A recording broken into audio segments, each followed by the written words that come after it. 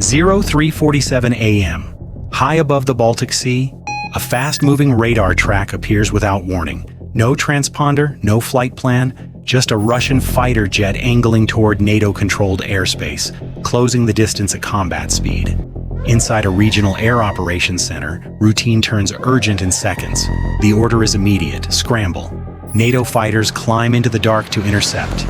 This has happened before. The procedure is familiar: identify, shadow, escort away. But this time the Russian jet does not keep its distance. It drifts closer, too close. Wingtip turbulence rattles the cockpit. A single mistake now carries strategic weight. No missiles are fired, no airspace is crossed, yet everyone involved understands the risk. When unsafe becomes normal, how long before an encounter like this stops being a warning and becomes an incident? The intercept over the Baltic Sea fits a pattern that has been developing for more than a decade, but one that has grown sharper and riskier since the war in Ukraine reshaped Europe's security landscape. The Baltic region is uniquely exposed. Estonia, Latvia, and Lithuania have no strategic depth and rely almost entirely on NATO for air defense. Kaliningrad, Russia's heavily militarized exclave, sits wedged between Poland and Lithuania, packed with radar systems, long-range SAMs, and fighter bases. From this geography alone, friction is inevitable. Since 2014, Russian military aircraft have routinely flown near NATO airspace without transponders and often without radio contact. These flights are legal under international law as long as they remain in international airspace. But legality is not the point. The purpose is pressure. For NATO, every unidentified aircraft must be treated as a potential threat.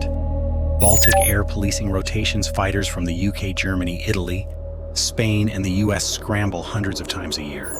Each launch burns fuel, flight hours, and readiness. More importantly, it puts pilots into close-range encounters where judgment matters more than weapons. From Russia's perspective, these missions serve several objectives at once. They test NATO's response time. They map radar coverage and communication procedures.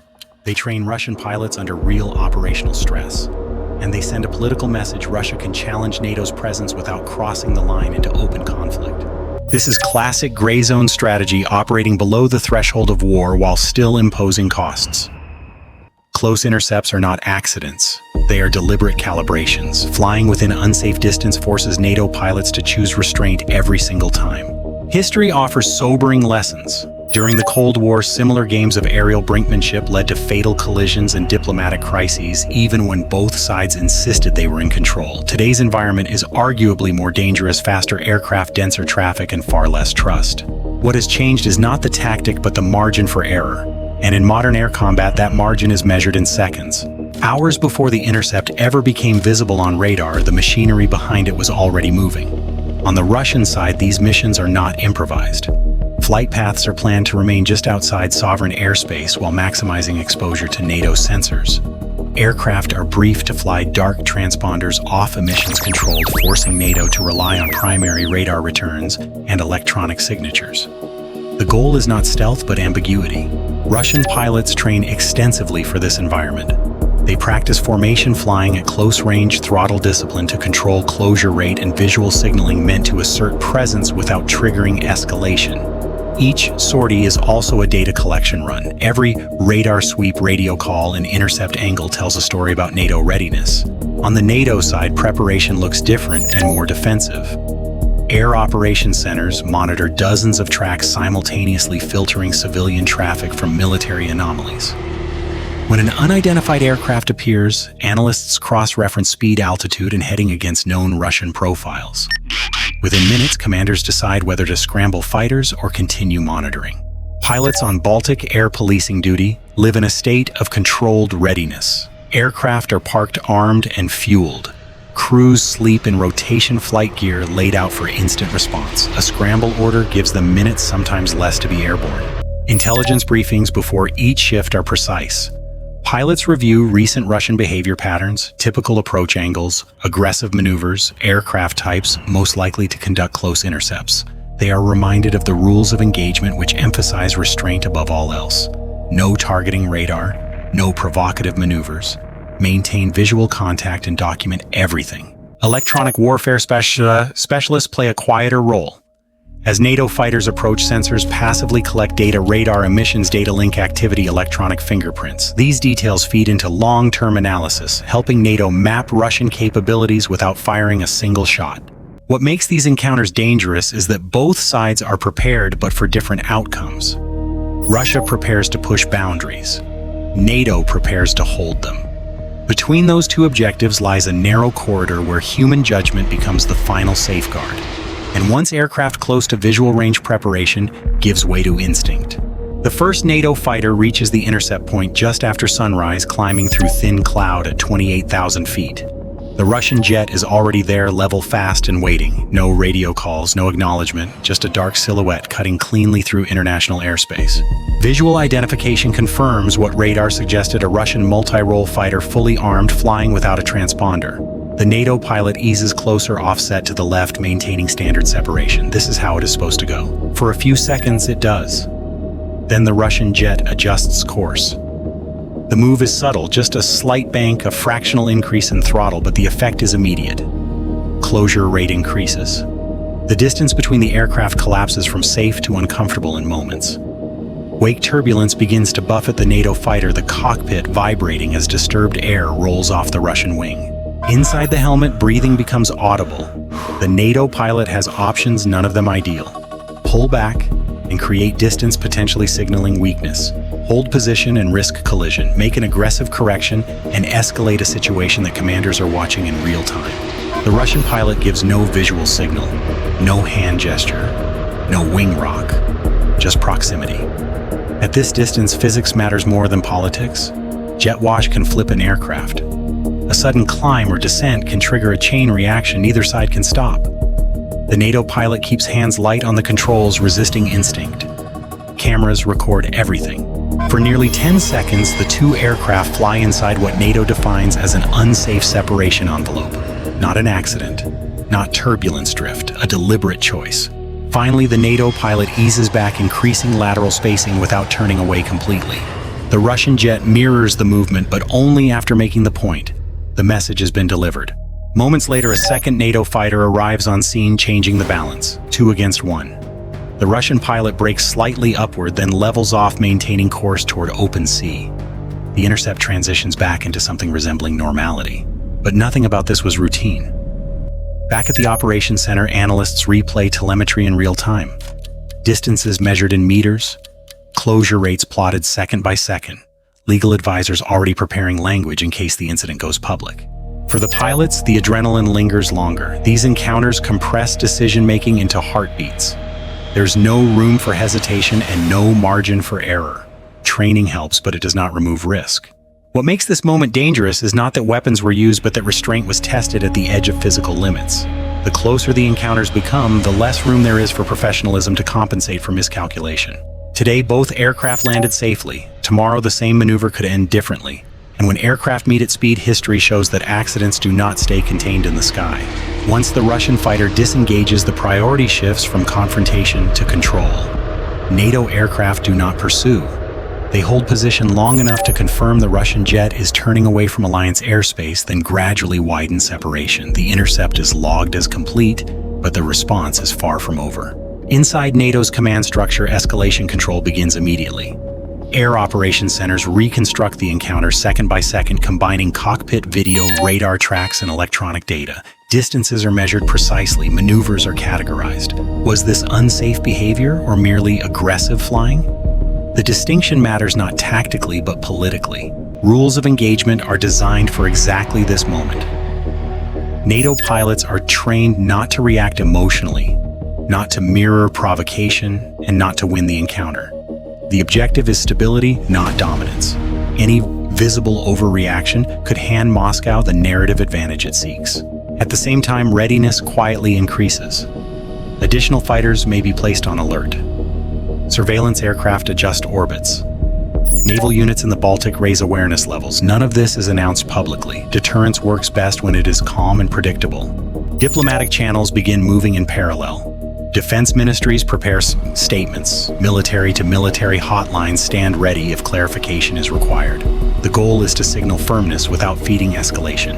What makes these encounters uniquely dangerous is that escalation control depends entirely on discipline, especially in the cockpit.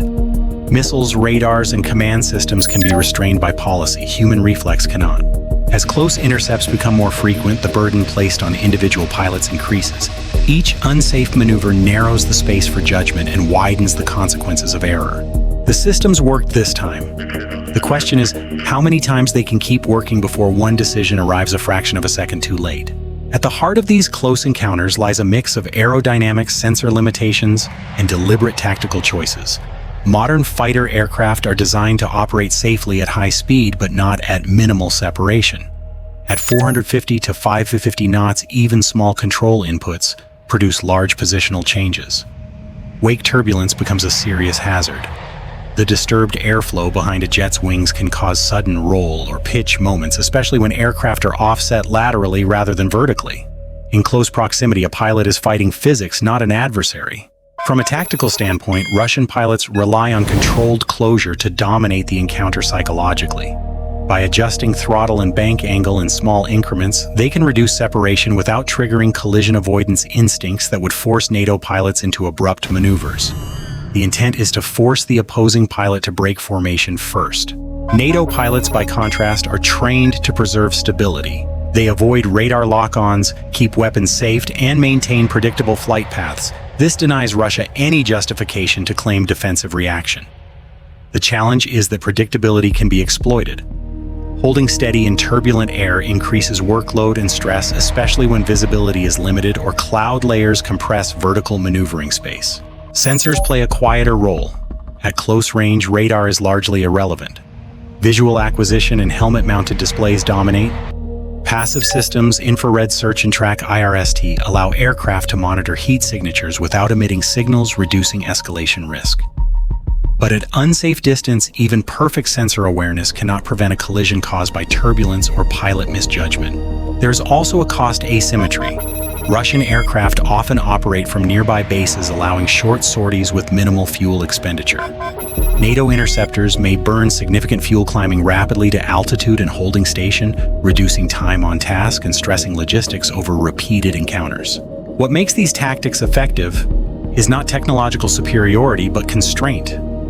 Russia operates knowing NATO will prioritize restraint. NATO operates knowing that any mistake will carry political consequences. This imbalance incentivizes risk-taking on one side and caution on the other. Over time, that dynamic narrows margins and increases exposure to accident, not through malice, but through repetition. Technology can mitigate risk, training can delay it, but neither can remove the fundamental danger of aircraft flying deliberately too close too often at too much speed. Incidents like this rarely dominate headlines for long, but their cumulative impact is far greater than any single encounter suggests. Each close intercept reinforces a cycle of normalization. What was once considered reckless becomes familiar. What was once rare becomes routine. Over time, both sides adjust expectations not toward safety, but toward tolerance of higher risk. That shift is subtle, and it is dangerous. Strategically, Russia benefits from this pattern. These encounters consume NATO resources without requiring escalation. They force constant readiness, stretch air policing rotations, and impose psychological strain on pilots who know that restraint, not victory, is the mission. The cost is not measured in losses, but in endurance. For NATO, the challenge is structural. The alliance cannot choose disengagement without undermining deterrence. It cannot choose escalation without risking uncontrolled consequences. Every intercept sits in a narrow band where credibility and caution must coexist. Politically near-miss incidents complicate diplomacy. They fuel mistrust, harden public opinion, and reduce space for de-escalatory dialogue. Even when no official protest is filed, the memory of unsafe behavior lingers in planning rooms and briefing slides. It shapes future assumptions. There is also an alliance management dimension. Frontline states view these encounters as existential reminders of vulnerability. More distant members may see them as manageable friction. Bridging that perception gap becomes harder as incidents accumulate. History offers a clear warning. Many of the Cold War's most dangerous moments did not begin with deliberate attacks, but with routine maneuvers repeated too often, too aggressively, until one day they failed. Aircraft collided, pilots died, governments were forced to react to events they never intended to trigger. The real strategic consequence is not what happens when everything goes right, but what happens the first time it does not. And when margins are measured in meters, the question is not if that moment will arrive, but when.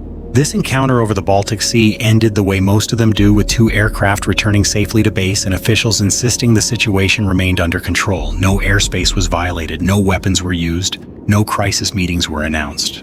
And yet, the significance lies precisely in how ordinary it has become. Modern air power was designed for speed, reach, and dominance, but in these encounters it is discipline that matters most. The pilots involved did not win or lose. They managed risk. They absorbed pressure. They relied on training to override instinct in moments when instinct would have been easier. What makes this era different from the Cold War is not technology, but tempo.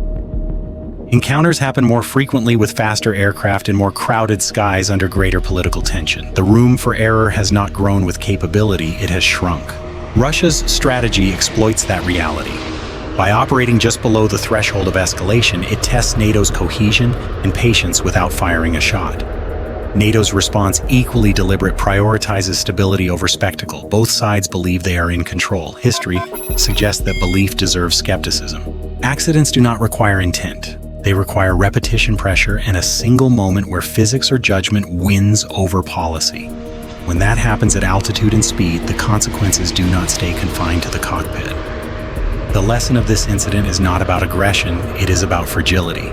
Deterrence depends not only on strength, but on restraint exercised perfectly every time. That is a demanding standard. And as encounters like this continue, the question remains unresolved. How long can restraint hold when being tested at arm's length day after day in the sky?